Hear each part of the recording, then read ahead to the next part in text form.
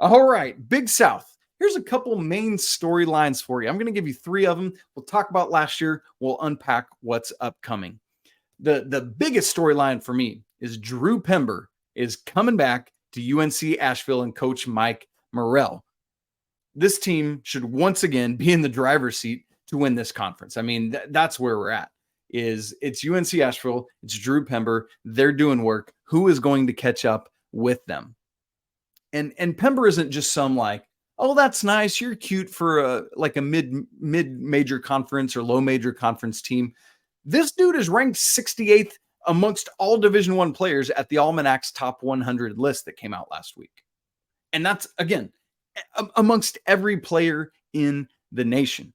Pember spent his first 2 years at University of Tennessee, has spent the past 2 years at UNC-Asheville, and will get that 5th year playing for Coach Morrell. Excited to see what he's going to do. I mean, could have probably stayed in the draft. Don't know what would have happened there, but he decided to come back. Let me just give you Pember's numbers from last year because it's ridiculous. 21 points a game. By the way, this is a 6'10 forward. Let me remind you of that context first. If you haven't seen Drew Pember, haven't heard of Drew Pember, just stop what you're doing right now. Go watch highlights, then come back and listen or watch this. All right.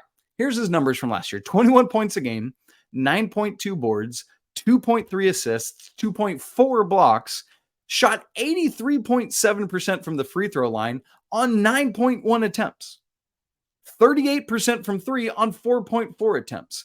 This dude is 6'10". Let me remind you again, and he's doing all of that. Insane level of numbers. And all of that is why he was the Big South Player of the Year and Defensive Player of the Year last year. Again, please make sure you do not miss this last year of Drew Pember at UNC-Asheville. Major storyline number 2 for the Big South. But don't sleep on Winthrop. This is a team that's both deep and is talented and ready to go. I think they probably feel like they could have done a little bit better last year. Listen, UNC-Asheville won this conference by 4 games in the regular season. Just watch what Winthrop does. Just keep an eye on them. And then third, we have one coaching carousel move in the Big South this year, and that is Alan Huss, who comes over after several years as an assistant at Creighton. And he's bringing with him that kind of really high-level analytic Creighton offensive system that he's kind of employed. And so I'm really curious to see how he, as a first-year head coach, he's only been an assistant to this point, how he can, translate into being a head coach. But can that offense be disruptive in the Big South Conference? You've seen the acumen of Creighton's offense. Can that translate at High Point this year? We will wait and see. But those are 3 of the main storylines I'm watching for in the Big South. Going back to last year, already mentioned UNC-Asheville won the regular season by 4 games. They were 16-2. Longwood and Radford were both right behind them. Well, not right behind them. They were 4 games back at 12-6, tied for second.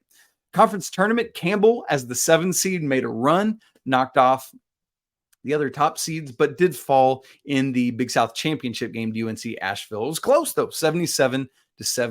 A nail-biter for sure for Coach Morrell, who made his first NCAA tournament, where UNC-Asheville was a 15 seed and lost to UCLA in the first round. The Big South was ranked 22nd at KenPom as a conference last year, so that's, kind of right between, like, on the top end of the lower third of all 32 D1 conferences. So they'd love to see that grow this year. At the top end of that last year at KenPom, UNC-Asheville was 148th, the highest rated, and then Radford and Longwood were the only 2 other teams in the top 200. A bunch of teams scattered throughout the 200s, but then bringing up the back end was Charleston Southern at 302nd and Presbyterian at 344th. So, only about 20 teams worse than Presbyterian last year per KenPom's metrics. And early spoiler alert, I don't think either of those teams are going to be able to do much this year either. Realignment all over the scope of college athletics, and the Big South is no stranger to that this year, although thankfully it's just one change, one team leaving, none coming in. And that's Campbell. Unfortunately, the Fighting Camels leaving for the CAA. Keep in mind, it's no longer the Colonial. It is now the Coastal, the CAA. So a little change there. So the conference moves from 10 teams down to 9 teams. I'll name those for you just a minute, talk about how it affects the regular season, and we'll go from there. In terms of coaching, already mentioned, again, Alan Huss, the only coaching turnover, had been at Creighton since 2017 as an assistant, and before that at New Mexico. Again, should be super fun, super analytical. Like, think Todd Golden at Florida, right? And really just, he talks so much about how much he loves Ken Pom. He's never met him, but really dives in to the Ken Pom numbers for his approach. The longest tenured coach in the Big South is Barclay Radabaugh at Charleston Southern, who's been there since the 05-06 season. And so long time being there. Again, we don't expect Charleston Southern to be all that great this year, but love to see these long tenured coaches just shy of 2 decades there at Charleston Southern. And the second longest is Tim Kraft, who's been at Gardner-Webb since the 13-14 season. But then the other 7 coaches in the conference have all just been at their schools since the 2018-19 season or later. So a conference that has had, quite these 2 a little bit longer tenured guys, and then 7 that are within their first 5 years or so. In terms of the 9 teams of the Big South Conference, in case you don't know them by heart, let me list it for you alphabetically. Charleston Southern, Gardner-Webb, High Point, Longwood, Presbyterian, Radford, UNC-Asheville, USC Upstate, and Winthrop. So those are your 9 teams. If I'm looking ahead to this year, putting them into tiers, let me do a top, a middle, and a bottom. I'd love to go 3, 3, and 3, but as I see it, it seems to break up 4, 2, and 3 for me. I'll start at the bottom and, like Drake, work my way up to the top, and now I'm here. At the bottom, I already mentioned Charleston Southern and Presbyterian. I'm going to, unfortunately, put High Point in with them this year. When you have coaching turnover like this, especially instituting a new system, sometimes it just takes a little bit of time to get your coaching legs under you, to get this new system in. And so hopefully High Point can get it going quickly. But at least for this year, we're going to take a wait and see approach. As for the middle tier, I have 2 teams in there, both Gardner-Webb and USC Upstate.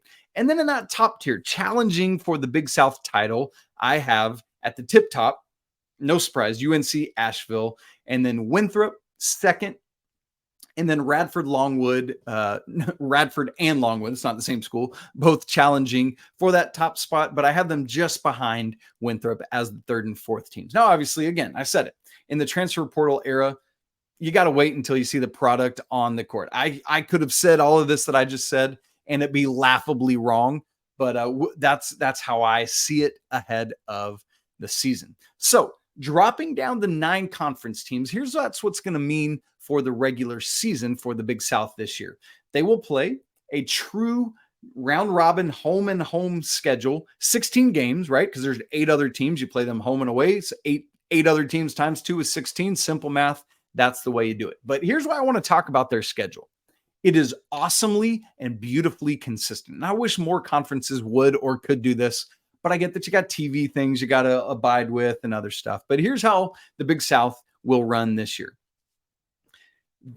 Every game is Wednesday, Saturday for 9 weeks. Now, you might be saying to yourself, Isaac, 9 weeks times 2 games is 18. And you would be right. They're only playing 16 games. But here is how this is going to work out. They start, I believe it's Wednesday, January 3rd. Not I believe, I've got that in my notes. Wednesday, January 3rd, and it runs 9 weeks through Saturday, March 2nd. So within those 9 weeks, you'll play 8 Wednesdays, you'll play 8 Saturdays, and you'll get a Wednesday off somewhere and a Saturday off somewhere in there. And so that's pretty cool. Although the one caveat, and again, I said TV schedules play into this sometimes, there will be 6 of the Wednesday games that get pushed to a Thursday night on ESPN throughout the course of the season. But other than that, it's perfect. Now, I love it too, because not only is it predictable Wednesday, Saturday, but it's also beautifully balanced.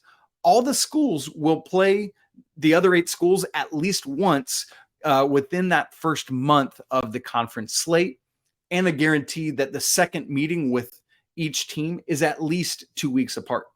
I think that's so good for competitive balance. And so I applaud the Big South for how they've gone about scheduling this thing. And again, I say it all the time when we have these true round robin schedules. I believe so much more in the regular season showing us who the best team is all the more so when we get this true balance of the regular season schedule. Big South, good on. Thanks for making our lives awesome. Well, we want to wrap the show with the Big South awards and predictions. We'll have that coming up for you in just a second. But first, I need to tell you that this episode of Locked On College Basketball is brought to you by Athletic Brewing. Now it's time for your Game Changer of the Week, brought to you by Athletic Brewing Company. Much like we got to go college football because there's not college basketball action, much like Ohio State was able to just get that last touchdown across against Notre Dame on Saturday night, Athletic Brewing has completely changed the non-alcoholic beer game. They make non-alcoholic beers that actually taste good, full flavor and well-crafted, just like a full-strength beer. You can find Athletic Brewing Company's non-alcoholic brews at a store near you or buy them online at athleticbrewing.com. First-time customers can use code LOCKEDON to get 15% off that first online order. Again, that's code LOCKEDON at checkout for 15% off at athleticbrewing.com. Near beer, exclusions and conditions apply. Athletic Brewing Company, fit for all times. Big South, let's talk about it. Awards, predictions, all Big South first team. And that's where we'll start, is naming the 5 guys that I foresee being on the Big South first team this season. The first one, biggest no-brainer out there, Drew Pember, UNC-Asheville. Again, the reigning conference player of the year, the reigning conference defensive player of the year, barring injury. This might be the biggest no-brainer at this side of Zach Edey in all of college basketball. Second, I have Daquan Smith from Radford. He was on second team Big South last year, 6'1" guard, averaged 13.9 points a game last year. This is his 6th year in college, played 4 years at Murray State, and this will be his 2nd year at first team last year, comes back, ready to go again, 6'7", 195-pound forward. This is his 4th year at Winthrop. Again, in so often, love to see, I just feel like we're getting more and more, I don't know if it's with transfer portal or because of NIL or what, but just getting so much more maturity and guys coming back to school. Particularly, obviously, we get that more often in the middle and low major conferences. But Talford, 4th year at Winthrop, averaged 16.2 points last year, 8.2 rebounds. Looking for him to take another step forward too. Might even get up to that point of averaging a double-double a game, which I expect Pember to maybe even do this year as well. 4th player on my first team, All Big South, is another guy that was on the 2nd team last year, and that's DQ Nicholas from Gardner-Webb. 6'1", 180-pound guard, played 3 years at Southeast Missouri State. This will be his 2nd year coming up at Gardner-Webb. Last year at GW had 12.5 points a game, 3.9 rebounds, 3.1 assists, and 1.3 steals. Love that. Expect him to take one further step up into the first team. Last, Justin Bailey from USC Upstate was on the first team last year's all freshman team, not first team all. Oh, I guess technically it is the first team all freshman, but it's the only one. Now, you probably are aware, if you're tuning into the show and you're a college basketball junkie like we are, that Jordan Gainey, USC's Upstate stud last year, is now at Tennessee. So they got some massive big shoes to fill. I think that Justin Bailey is the guy to do that. He's a sophomore this year, 6'3" guard. Last year, as a freshman, 10.6 points, 3.1 rebounds, 1.1 assists, and 1.6 steals. I think Bailey is the guy to round out that all first team Big South. All right, individual awards. Here we go with it. My freshman of the year is Trenton Walters, coming into Radford, coming from La Lumiere, who is, just one of those classic powerhouse high school basketball schools that you hear of.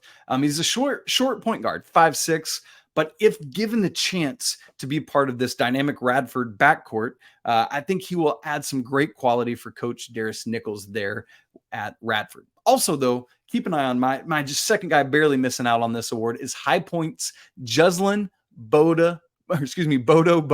which I just love his name, Juslin Bodo. He's a 7-footer from Cameroon. He's been at Southern California Academy, but this dude, if he can get going and get some burn, love to see what he can do. Transfer of the year, I'm going with Duke Miles coming into High Point from Troy. I think he's going to be able to add some great stuff there for the kind of what we're stepping into for first year coach Huss. Should be really good stuff there. So keep your eye on that with Duke Miles.